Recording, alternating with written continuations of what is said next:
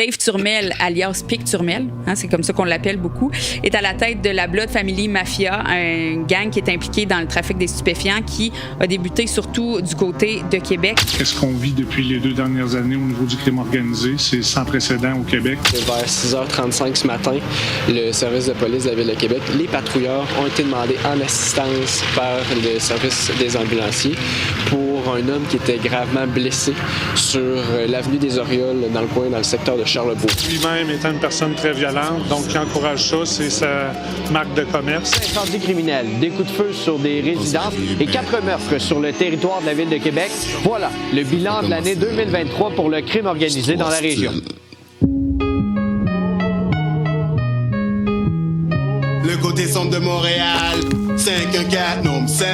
Hostile, sauf quand le buzz est allumé. Je l'ai vu, tu l'as vu, on l'a vu. Le business illégal, c'est ça qui contrôle la rue. La violence, le sexe, la drogue et tout ça pour l'argent. Dans le territoire hostile, tout s'achète et tout se vend. Hey yo, back in the days, y'a un black qui s'appelait... 1996. Le Québec vit au rythme des règlements de compte. La guerre des motards ravage la province. 165 morts, des représailles, des pactes rompus. Cette année-là, un tueur à gages, Gérald Galland, attend que le Hells Angels Bruno Cowboy Van Lerberg ait terminé son spaghetti dans un restaurant de Québec et l'abat de sang-froid. C'est dans ce décor que naît Dave Turmel, un enfant unique issu d'une famille stable, financièrement à l'aise. Tout pour grandir loin des excès de la rue. Et pourtant, ceux qui l'ont côtoyé dressent un portrait nuancé. Un bon petit gars, mais turbulent. Intelligent, vif, mais incapable de se contenir. Et surtout, sans peur. Avec le recul, certains policiers n'y voient pas un destin exceptionnel. Pierre Sanson, sergent retraité au crime majeur de la Sûreté du Québec, impliqué dans l'arrestation des évadés d'Orsainville, dans le dossier Maurice Momboucher et Cédric Provencher, dira de lui bien plus tard qu'il n'était pas un caïd.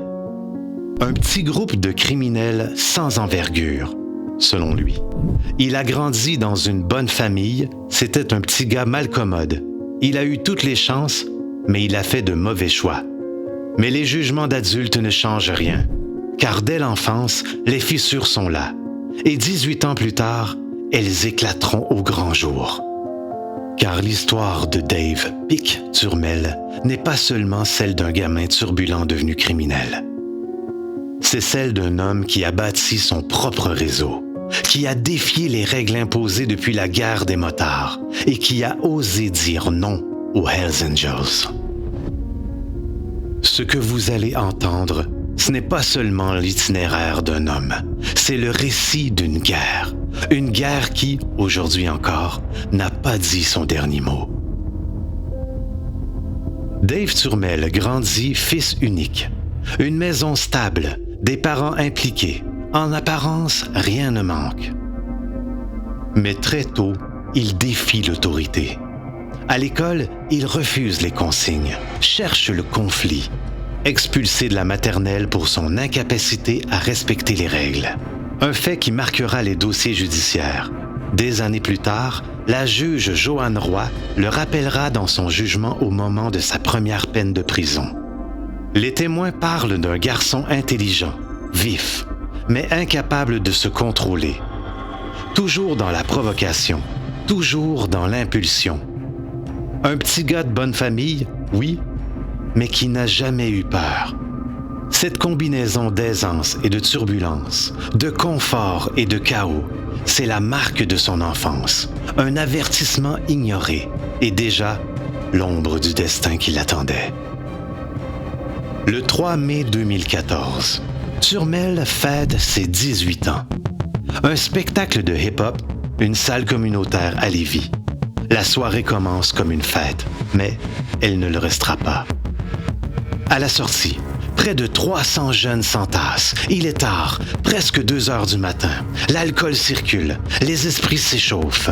Un groupe insiste pour entrer au bar Le Xanti. Ils sont ivres, provocateurs. L'un d'eux buvait au goulot. Il était impoli. Se souviendra plus tard Nathalie Sirois, la directrice de l'endroit. Elle refuse l'entrée. Et c'est là que tout dérape. Un couteau apparaît. Une dispute éclate. Turmel frappe. Un jeune homme d'une vingtaine d'années est atteint aux côtes et à la hanche. Un adolescent de 16 ans reçoit un coup en pleine poitrine. Son poumon est perforé. Il s'effondre. Dans le chaos, une infirmière est là, par hasard, cliente du bar. Elle se précipite. Elle prodigue les premiers soins. Elle sauve la vie du plus grièvement blessé avant même l'arrivée des ambulanciers. 5 mai 2014. Les chefs tombent. Tentative de meurtre. Et port d'armes dans un dessein dangereux, un couteau. Un dossier lourd pour un jeune tout juste majeur. Son avocat, M. François-Xavier Tédoyon, demande une évaluation en maison de thérapie. Turmel reviendra devant le juge le mardi suivant. On cherche une porte de sortie, une marge de manœuvre. Automne 2015. Les accusations de tentative de meurtre s'effacent. Turmel plaide coupable à des voies de fait graves. La juge Joanne Roy rend sa décision. 22 mois d'emprisonnement additionnels à la détention provisoire déjà purgée. Dans ses motifs, elle écrit que le risque de récidive est élevé. Turmel n'a que 18 ans. Et déjà, derrière les barreaux, il découvre un autre monde. En détention, il façonne un couteau artisanal. Un geste simple, mais lourd de sens. Un signe clair. Même enfermé, il reste imprévisible, instable, dangereux. Les autorités le transfèrent dans une unité plus sécurisée. À l'intérieur, son nom circule. On parle de lui comme d'un détenu qu'il vaut mieux éviter. Et dehors, son image change déjà. Quand les portes s'ouvriront à nouveau, il ne sera plus le même. Il sortira avec une réputation. Et cette réputation, il saura la cultiver. À sa sortie de prison, Dave Pic Turmel ne disparaît pas. Au contraire, il revient avec une réputation et il se lance aussitôt dans le trafic de stupéfiants. Selon les renseignements policiers, dès 2016, Turmel et ses vendeurs s'approvisionnent auprès de Mathieu Pelletier, fils de Marc Pelletier, l'un des Hells Angels fondateurs du chapitre de Québec en 1988. Un fournisseur influent, adossé au motard. Sur le terrain, Turmel n'hésite pas à intimider ses compétiteurs pour élargir son territoire. À Lévis, il gagne de la place par la peur. Et le trafic ne suffit pas. Les rapports policiers le relient aussi au proxénétisme. Des jeunes femmes recrutées par son réseau travaillent jusqu'à Ottawa, Toronto et Winnipeg. L'une d'elles, une ex-prostituée, le décrira plus tard comme agressif, un homme qui joue au mafieux. Oui, tu sais, des fois, on allait au restaurant, oui, il pouvait m'acheter des affaires, mais c'est rien d'équivalent à tout ce que j'avais fait. C'est la menace physique, de la violence psychologique, il pouvait me battre, il pouvait me tirer en bas du lit le matin quand que je voulais pas en faire, quand que ça me tentait pas. Et pourquoi tu décides de prendre la parole comme ça, puis de décider de parler assez ouvertement de ce qui t'est arrivé? Je pense que j'ai un parcours quand même assez atypique. Oui, je m'en suis sortie, mais une chance que j'ai vraiment ma famille. Mais c'est important de comme dénoncer puis d'en parler puis, ouvertement parce que la réalité, c'est pas nécessairement ce que les gens pensent. Comment on décrirait ce personnage-là de Dave Turmel? D'agressif, de manipulateur qui va jouer un petit peu à ça, comme au mafieux, si on peut dire, au mafieux que là qu'on lui doit de l'argent, si c'est pas ça, ben là il va avoir quelque chose. Je sais qu'il avait déjà remis des armes à Kevin. Est-ce que tu dirais que c'est quelqu'un dont on peut avoir peur, dans le sens, parce que tu me parlais de son agressivité? Oui, on peut avoir peur. Il n'est pas son premier barbecue, puis si, on sait jamais qu'est-ce qui peut arriver. Là. Mais en 2017, de nouveaux problèmes surgissent. Entre le 27 novembre 2017 et le 10 juillet 2018, Turmel, âgé de 22 ans, harcèle et menace une victime qu'il connaît. Le 10 juillet, à Lévis, il croise sa route. Turmel sort de sa voiture, armé d'un bâton de baseball. Il la menace, mais la scène est filmée. Alors, il remonte dans son véhicule et disparaît. Peu après, le SPVL l'arrête un vendredi soir vers 21h. Le porte-parole Patrick Martel raconte « Monsieur Turmel est sorti de sa voiture armé d'un bâton de baseball et il a menacé la victime. Voyant qu'il était filmé, le suspect a fait demi-tour pour quitter avec sa voiture. » Les chefs d'accusation s'accumulent. Agression armée, menace de mort, harcèlement criminel, non-respect de probation. Turmel écope d'une peine de 10 mois de prison. Un nouveau passage derrière les barreaux. Mais chaque incarcération semble le renforcer. Comme si, à chaque fois, sa réputation grandissait. Mars 2019. Un contrôle de routine. Les patrouilleurs interceptent un véhicule. À l'intérieur, Dave Turmel et plusieurs complices. L'un des passagers avait pour condition de ne pas s'associer à des personnes ayant un casier judiciaire.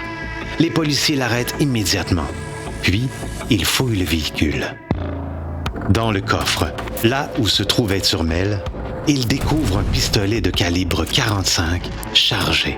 Une arme prohibée, lourde, saisie sur le champ. Turmel plaide coupable. Son avocat l'oriente vers une stratégie simple. Mettre fin aux procédures rapidement, économiser le temps du tribunal, épargner des faits aux contribuables. Et ça paye. Le juge fait preuve de clémence. 12 mois de prison seulement pour l'ensemble des accusations. Avec la détention préventive déjà purgée, il lui reste moins de 6 mois à faire avant de recouvrer la liberté. Une sentence bonbon. À sa libération, Turmel ne perd pas de temps et il prend la tête d'un groupe criminalisé, la Blood Family Mafia. Un nom encore flou dans les rapports policiers, mais une bande qui gagne du terrain. Décembre 2020. Turmel plaide coupable. 2 accusations de possession de stupéfiants dans le but de trafic. La sentence tombe. 42 mois de détention. Mais avec le calcul de la détention déjà purgée, il lui reste à faire 2 ans moins 1 jour. Encore une fois, le temps joue pour lui. Quelques semaines plus tard, c'est un nouveau procès. Janvier 2021. Cette fois, Turmel plaide coupable à une accusation de trafic de stupéfiants, des infractions commises en 2019 au moment où il consolidait son réseau. La peine s'ajoute. 20 mois d'emprisonnement, 2 condamnations rapprochées qui confirment ce que les policiers savaient déjà. Turmel n'est plus seulement un petit joueur violent. C'est un trafiquant qui consolide sa place dans l'ombre malgré les allers-retours derrière les barreaux. Mais rien ne l'arrête. Ces années de prison ne sont pas des freins. Elles ne font que repousser le moment où la confrontation avec les Hells deviendra inévitable. Et cette confrontation éclatera en 2023 avec un vol. Un coup qui va mettre le feu à toute la province. Janvier 2023. Un vol discret mais colossal. 28 kilos de cocaïne. Valeur marchande entre 800 000 et 1 million de dollars. Dans la rue, on parle de plusieurs kilos. On évoque des chiffres qui tournent toujours autour d'1 million. Et ce butin change tout. Car le Blood Family Mafia existait déjà, mais ce vol marque sa véritable naissance en tant que groupe rebelle. La journée où ils ont mis la main sur cette marchandise, la rébellion contre les Hells Angels a pris corps. Pour faire une guerre, ça prend de l'argent. Et ce jour-là, le Blood Family Mafia venait d'en trouver. Début 2023. Peu après le vol des 28 kilos, Turmel retrouve Mathieu Pelletier, membre en règle des Hells Angels de Québec, fils de Marc Tom Pelletier, vétéran de la guerre des motards des années 90. Ce soir-là, pendant qu'ils échangent, un complice des motards se penche sous le véhicule du pic. Il fixe une balise GPS. Un traceur destiné à surveiller chacun de ses déplacements. Turmel est rapidement informé et il le prend comme une menace directe, une étape avant l'exécution. Dans son esprit, il n'y a pas de doute. ce traceur est un avertissement, peut-être même une condamnation. Et pour lui, il n'existe qu'une seule réponse, riposter. Depuis des décennies, un principe gouverne le trafic au Québec. Cette fameuse taxe des Hells Angels, un prélèvement de 10% sur chaque kilo vendu, imposé depuis la guerre des motards entre 1995 et 2001. Aucun groupe n'avait osé la contester, jusqu'à maintenant. Turmel change de fournisseur. Dans la rue, le fournisseur s'appelle le plug. Et dans ce milieu, changer de plug est strictement interdit. À Québec, c'est une règle sacrée. Turmel la brise. Pour les Hells, c'est une trahison. Pour Turmel, c'est une indépendance. Le marché encourage la rupture. À Montréal, la cocaïne est partout. Cartels mexicains, mafia, gangs. Le prix du kilo a chuté de 50 000 $ à 18 000 $. Mais les Hells exigent toujours la même taxe, 5 000 $ par kilo, ce qui représente 30 à 40 % du prix réel. Pour beaucoup de trafiquants, ce n'est plus tenable. Turmel fait partie de ceux qui disent non. Et à partir de là, la guerre est inévitable. Ce refus n'est pas seulement économique, il est politique. Il fissure le contrôle que les Hells exerçaient depuis 20 ans et il prépare une guerre ouverte. Pour comprendre ce que signifie refuser la taxe des Hells, il suffit de se rappeler un nom, Francis Tank Turgeon. 8 mai 2019, à Repentigny, dans la Naudière. Turgeon, 33 ans, trafiquant de drogue, est attiré hors de sa résidence, rue Raymond-Gaudreault. Ses agresseurs avaient fait un repérage autour de sa maison quelques heures plus tôt. Il se serait même fait intercepter par la police avant de passer à l'acte. Quand il frappe, il circule dans une Acura TLX noire. Des coups de feu éclatent. Turgeon s'effondre, mortellement atteint. Victime serait Francis Turgeon, âgé de 33 ans, qui aurait donc en effet des liens avec les Hells Angels, donc un meurtre qui aurait toutes les apparences, je vous dirais, d'un règlement de compte. Alors que vous voyez un peu le déploiement de l'enquête actuellement. On est rue Raymond-Gaudreault, secteur résidentiel Repentigny, en bordure de l'autoroute 40. Son crime, avoir refusé de payer sa cotisation aux Hells Angels. Sa dette était estimée à 80 000 $ envers son boss, membre en règle du club. Selon des documents de cour et des informateurs de la SQ, son assassinat aurait été commandité par des hauts placés. Cet exemple illustre la rigueur implacable avec laquelle la taxe est appliquée partout au Québec. Seules quelques zones de Montréal échappent à ce système, et à l'époque, le milieu entier était à cran. Selon le journal, de plus en plus de trafiquants ne voulaient plus payer cette taxe de 10 %. L'avertissement était clair. Contester la taxe, c'est signer son arrêt de mort. Et c'est pourtant ce choix que Dave Turmel a fait. À l'extérieur, le Blood Family Mafia ne reste pas isolé. Turmel et ses hommes se rapprochent des Profit Boys, un gang rouge parmi les plus violents de Montréal-Nord. Une alliance qui solidifie leur appui, mais qui change aussi l'équilibre des forces. Cette proximité entraîne une confusion. Certains parlent de BMF, la Black Mafia Family, organisation américaine connue. Mais ici, il s'agit bien du Blood Family Mafia, un groupe local enraciné, lié aux rues de Québec et de Montréal. Si deux gangs rouges, le BMF et les Profit Boys, refusent de payer la taxe des Hells, cela ne signifie pas que tous les rouges fassent de même. Et c'est justement cette disparité qui explique une partie des désordres qui secouent le nord et l'est de Montréal depuis 2019.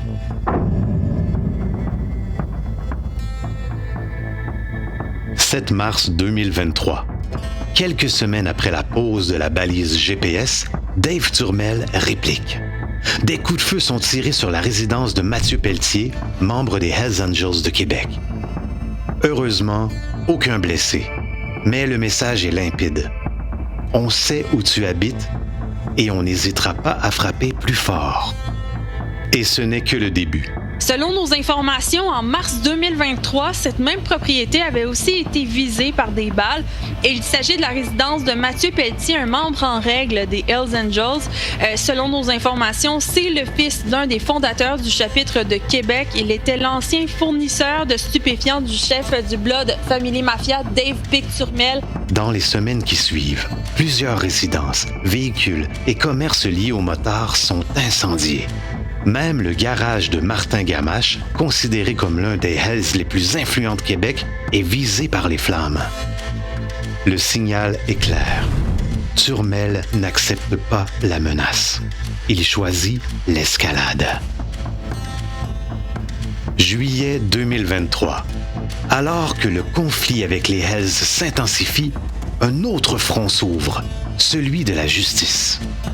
Plusieurs individus liés au Blood Family Mafia sont arrêtés et un mandat d'arrêt est émis contre Dave Picturmel lui-même, ainsi que contre son bras droit, Rubens Denis. Est-ce un hasard que ces mandats surgissent en plein milieu du conflit contre les Hells Angels? Ou bien une manière de couper les jambes au BFM alors que l'affrontement commençait à s'envenimer? Pour Turmel, le message est double. La rue veut sa peau. Et la justice, elle aussi, est désormais à ses trousses. À l'été 2023, cet autre visage du Blood Family Mafia surgit en pleine lumière. Rubens Denis apparaît dans un vidéoclip.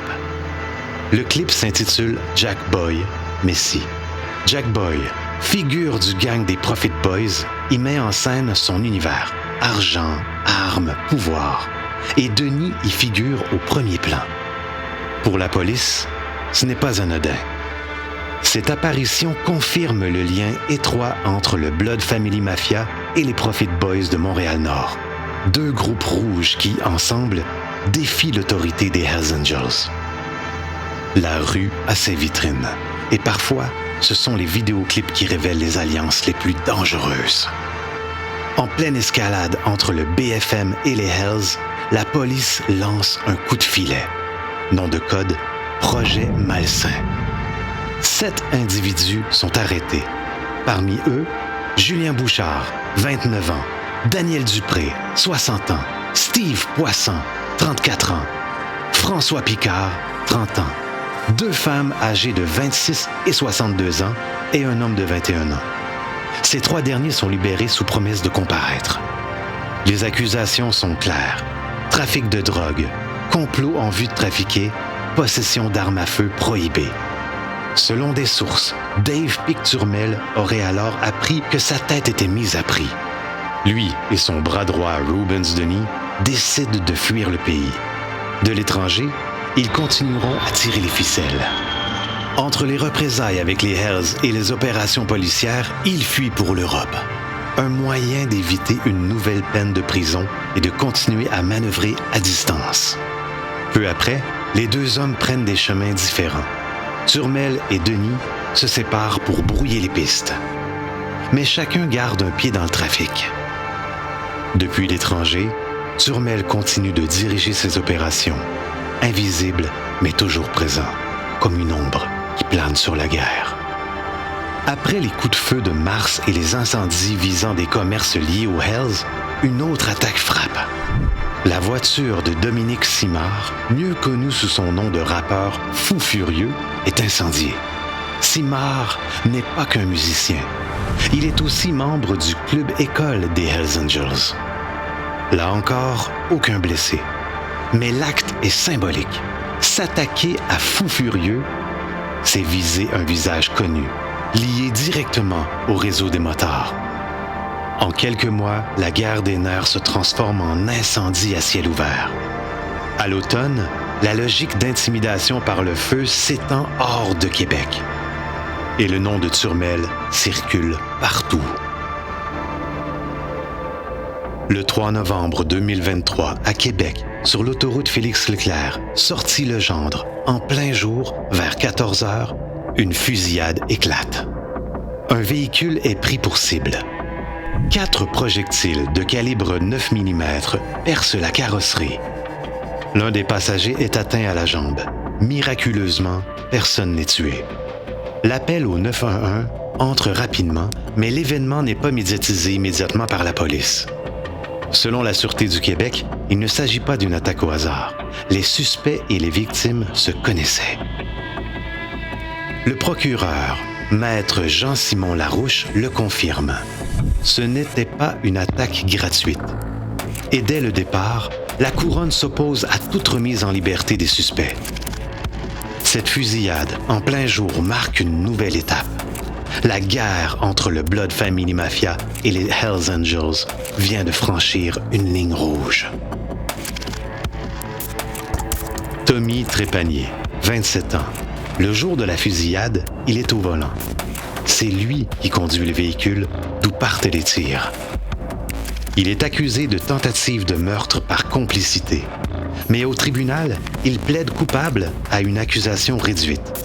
Avoir déchargé une arme à feu dans l'intention de blesser. Selon la poursuite, 4 coups de feu ont été tirés. Un message en pleine circulation, au beau milieu d'un vendredi après-midi. Quelques jours plus tard, Trépanier reprend le volant. Cette fois, pour un passage à tabac à Trois-Rivières. Des assaillants pénètrent dans la maison d'un homme lié au crime organisé. Il est roué de coups de batte. Encore une fois, Trépanier sert de chauffeur. Arrêté à la fin de novembre 2023, Trépanier se montre tout aussi violent derrière les barreaux. Armé d'une lame artisanale, il menace 2 agents correctionnels. Un signe de tranchage de gorge. Les gardiens, traumatisés, se réfugient derrière les barrières de sécurité. Selon le procureur Maître Larouche, ce n'était pas un cas isolé.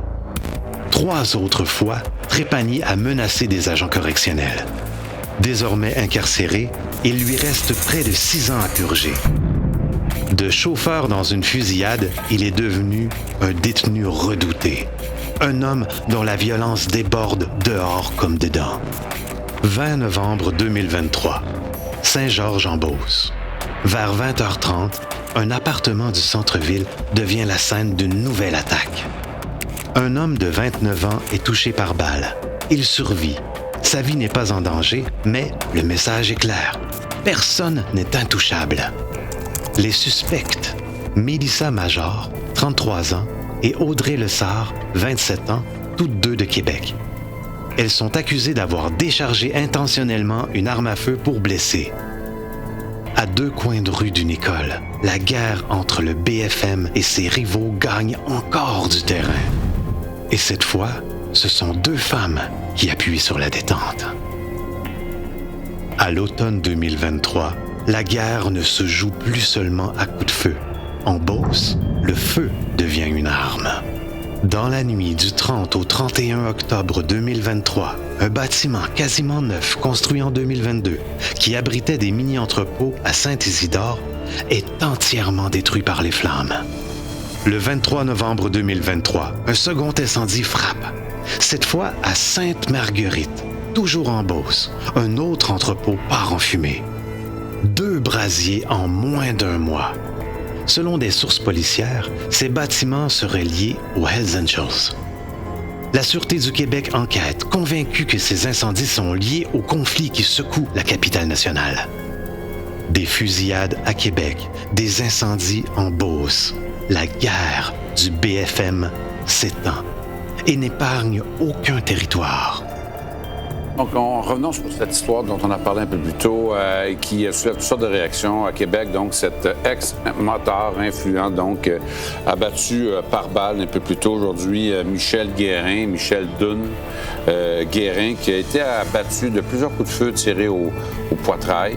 6h30 ce matin, quand les policiers ont été appelés sur place. C'est pas le premier motard et membre du crime organisé à subir ce sort.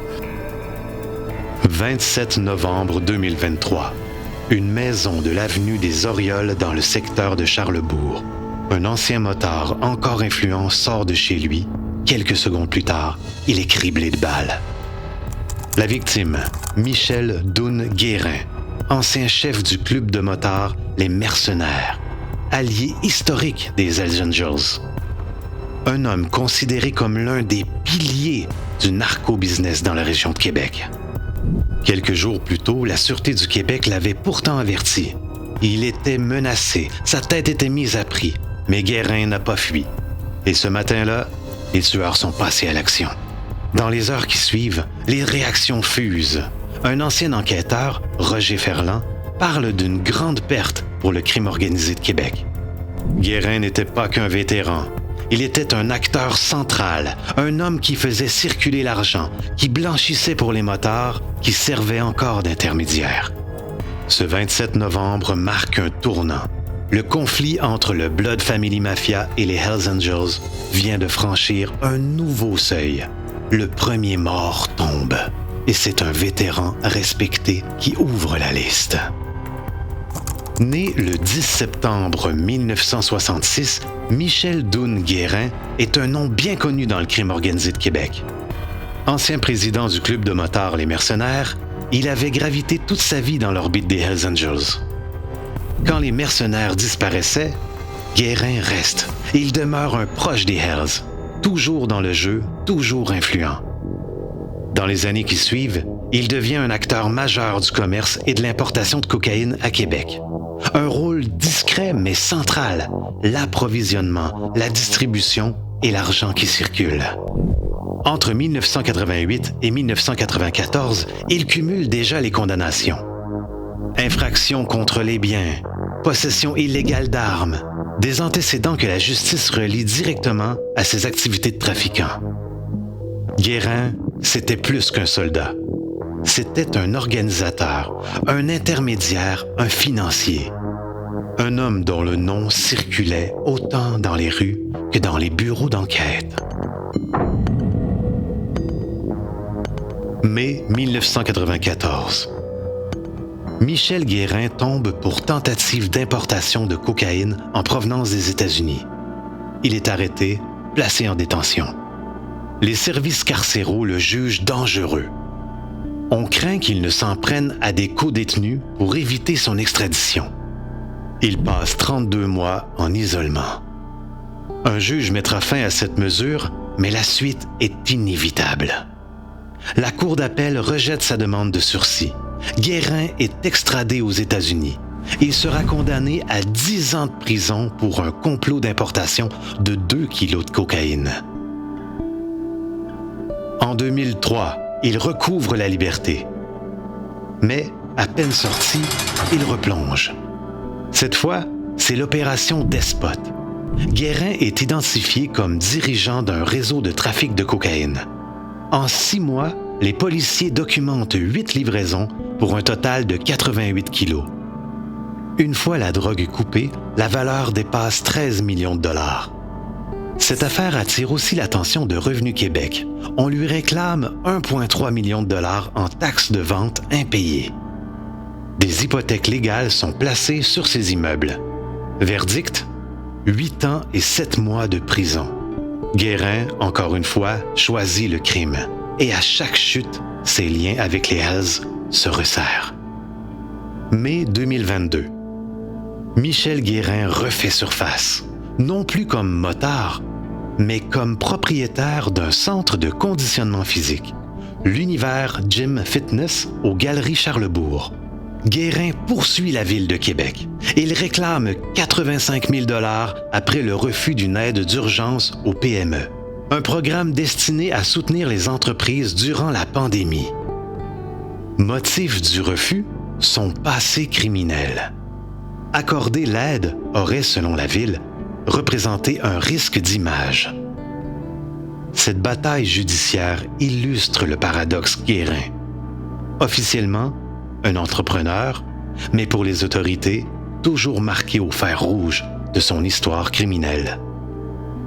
À quelques mois de sa mort, Michel Guérin tentait encore de se réinventer, mais son passé collait à sa peau, comme une ombre qu'aucun procès civil ne pourrait effacer. Dans l'ombre, Michel Doune Guérin n'était pas seulement un ancien chef. Il était un intermédiaire financier, un homme qui, selon les enquêteurs, ramassait l'argent des Hells et le faisait circuler. Depuis des années, il supervisait une partie des cotes, ces cotisations de 10% imposées aux trafiquants pour vendre sur les territoires contrôlés par les Hells Angels. Il servait aussi de médiateur dans les conflits de territoire.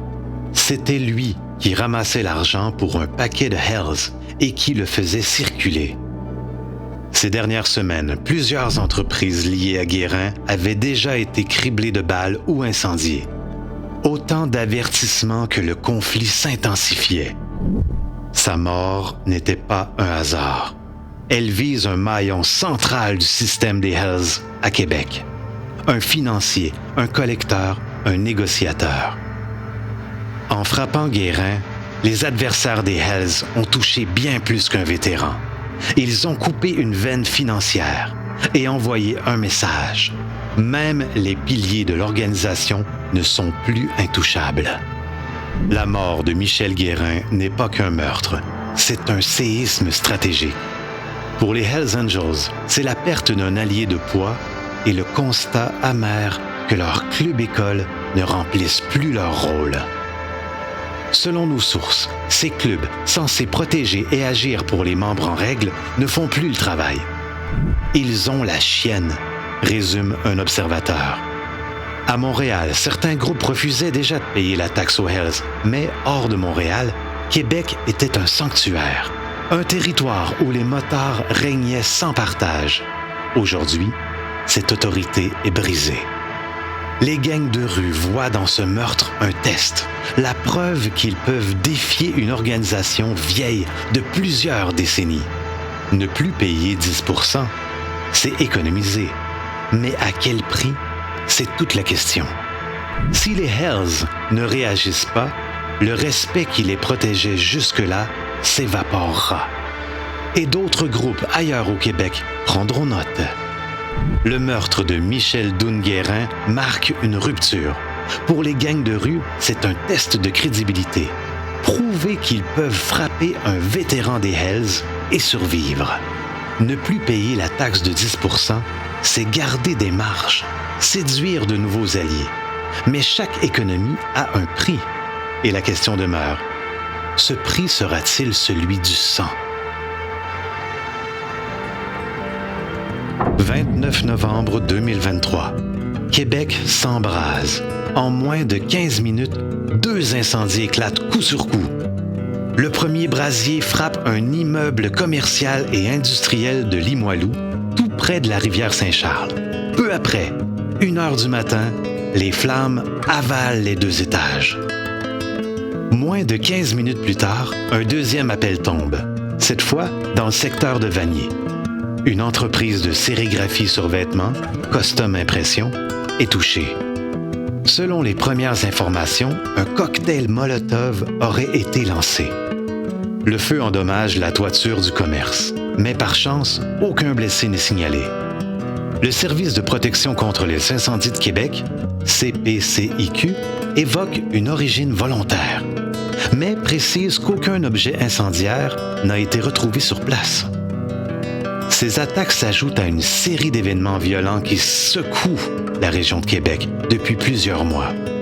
Elles pourraient être liées au litige entre les Hells Angels et les gangs de rue, un conflit qui s'envenime de semaine en semaine. À Québec, même les flammes portent désormais un message.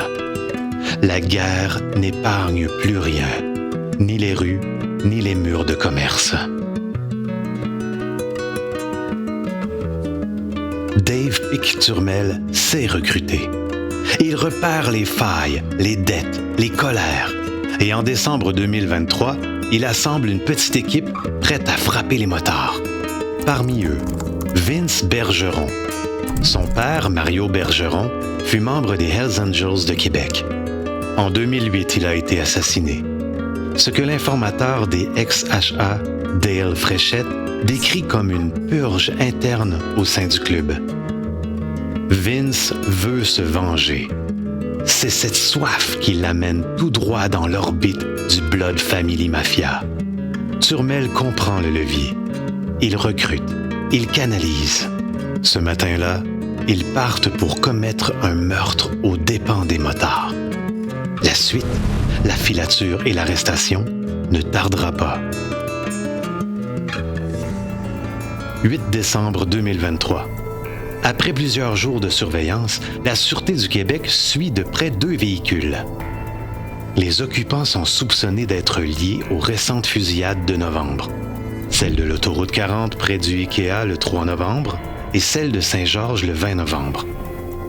Sous filature policière, les véhicules tentent de fuir. La poursuite se termine brutalement. Une embardée stoppe leur cavale. Les 3 hommes sont interceptés. Vince Bergeron, Kevin Bédard-Morin et Guillaume Vincent Proulx. Selon des sources policières, le trio était armé jusqu'aux dents. Un des individus portait même une protection artisanale bricolée avec des catalogues. Pour les enquêteurs, il ne fait aucun doute. Ces hommes travaillent pour Dave Picturmel. Leur mission, abattre un motard. Mais ce matin-là, la police frappe la première. Pour Vince, l'assassinat de son père Mario est une blessure jamais refermée. Selon l'ancien Hells et informateur Dale Fredette, son désir de vengeance l'a rapproché de Dave Picturmel. Le 3 novembre 2023, lors de la fusillade sur l'A40, il est impliqué. Les chefs d'accusation tombent. Double tentative de meurtre avec une arme à feu. Avoir déchargé une arme dans l'intention de blesser. Avoir tiré en direction d'un endroit occupé. À cela s'ajoutent des accusations connexes. Présence dans un véhicule armé, possession d'armes prohibées chargées, non-respect d'ordonnances judiciaires, conduite dangereuse et fuite policière. Dans cette guerre, Vince Bergeron porte un nom lourd à porter. Et pour Turmel, il représentait un soldat motivé par la vengeance, prêt à aller jusqu'au bout. Kevin Bédard-Morin, c'est l'expérience du crime. Une trentaine de dossiers judiciaires ouverts depuis 2013. Un parcours marqué par la violence et la récidive. En 2019, il est arrêté lors du projet Convalesce, une opération d'envergure menée en Ontario et au Québec, ciblant la traite de personnes et le crime organisé. Cet homme est l'un des 31 suspects arrêtés en lien avec une enquête de traite de personnes en Ontario. Les victimes, toutes des femmes dans la vingtaine et la trentaine, auraient été exploitées sexuellement. These victims endured violent assaults, sexual assaults. Ces victimes ont subi des agressions sexuelles et toutes sortes d'autres gestes dégradants alors qu'elles étaient sous le joug de ces criminels violents, explique le chef adjoint de la police régionale de York. En novembre 2023, son nom revient. Cette fois en Beauce, où il participe à une séquestration brutale. Un homme attaché à une chaise, battu, dépouillé de drogue, d'un bijou et d'un ordinateur portable. Le lendemain, il revient. Une altercation éclate. Un coup de feu dans la jambe de la victime. Exécution symbolique infligée à bout portant. L'analyse des téléphones saisis lors de son arrestation révèle encore plus. 2 autres événements violents filmés. Des vidéos où l'on voit Bédard-Morin et Bergeron infliger des voies de fait à 2 victimes différentes. Les victimes refusent de collaborer, mais les images suffisent à déposer des accusations. Verdict. 9 ans de prison pour son rôle dans une agression et un vol en novembre 2023. Un multirécidiviste qui incarne la brutalité du BFM. Contrairement à ses complices, Guillaume Vincent Proulx n'avait aucun antécédent criminel majeur. Un nom discret jusqu'à son association au BFM. Ses chefs d'accusation sont plus limités. Présence dans un véhicule où il savait qu'une arme à feu se trouvait. Possession d'armes prohibées chargées.